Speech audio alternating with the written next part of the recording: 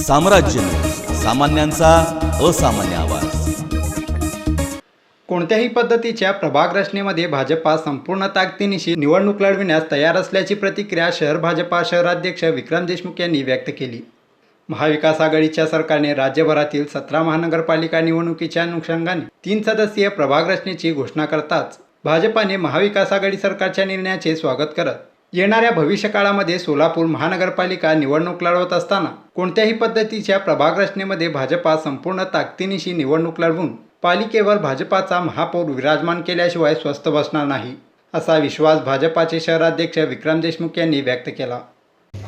त्रिसदस्यीय प्रभाग पद्धती जरी जाहीर झाली असली तरी आमच्या भारतीय जनता पार्टीची या सगळ्या विषयातली पहिल्यापासून भूमिका ही होती की मुळामध्ये आम्हाला याची खात्री होती पहिल्यापासूनच या आघाडी सरकारमधल्या 3ही पक्षांच्या याबद्दलची वेगळी धोरणं होती। त्यामुळे जसंही होईल तसं लढायला तयार राहायचं या हेतूने आम्ही आमची रचना बांधायला चालू केली आहे। प्रभाग नव्हे तर बूथ स्तरावरची आमची कार्यकर्त्यांची फळी आत्ताच्या घडीला तयार आहे। त्यामुळे कुठल्याही प्रकारची रचना झाली तरी त्याच्यासह ही निवडणूक आम्ही लढणार आहोत। आम्हाला फक्त याच्यामध्ये ओबीसींच्या आरक्षणाच्या विषयासह ही निवडणूक हवी होती, कारण त्याचं कारण असं की 9% राजकीय आरक्षणाचा फटका या समुदायाला बसू नये ही त्यामागची एक भावना होती। अजूनही आम्हाला असं वाटतं की यामध्ये निश्चितपणे काही ना काही